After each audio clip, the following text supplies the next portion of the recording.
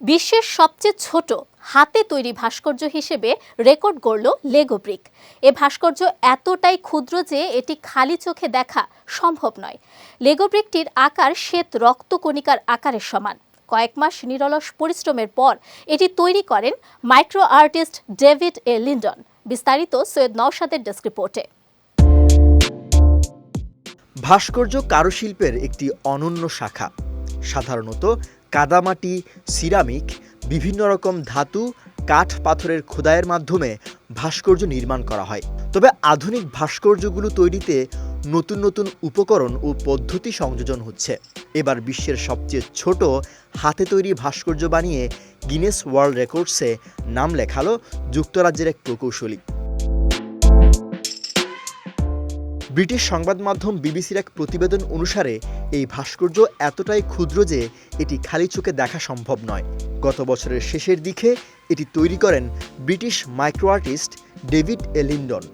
Logo ব্রিকটির আকার একটি শ্বেত রক্তকণিকার সমান। এই ভাস্কর্য তৈরি করতে মাসব্যাপী পরিকল্পনা করতে হয় লিন্ডনকে। প্রত্যেকটি ভাস্কর্য তৈরি করতে বিশেষ ধরনের মাইক্রোব্লেডিং সুই ব্যবহার করা হয়, যা যন্ত্রের স্ক্রুড্রাইভারের প্রান্তে যুক্ত করা হয়। এসব সুইয়ের মধ্যে বেশিরভাগ অত্যন্ত সূক্ষ্ম উপাদান যোগ করা হয়, যা আরও নিখুঁত কাজ করতে সাহায্য করে।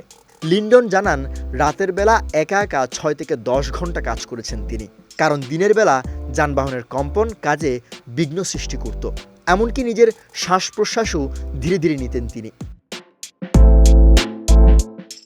যুক্তরাজ্যের প্রতিরক্ষা মন্ত্রণালয়ের সাবেক প্রকৌশলী লিন্ডন 2019 সালে মাইক্রো ভাস্কর্য তৈরি শুরু করেন এবং এরপর ছোট আকারে বিখ্যাত শিল্পকর্ম তৈরি করেন। বিবিসির প্রতিবেদন অনুসারে লিন্ডন ক্লাসিক খেলনা বা ঐতিহ্যবাহী শিল্পকর্মের মাইক্রোস্কোপিক পুনর্নির্মাণে সীমাবদ্ধ থাকতে চান না। তার পরবর্তী প্রকল্প বিশ্বের সবচেয়ে ছোট চিড়িয়াখানা তৈরি করা। সৈয়দ নওশাদ, বিজয় টিভি, নিউজ ডেস্ক।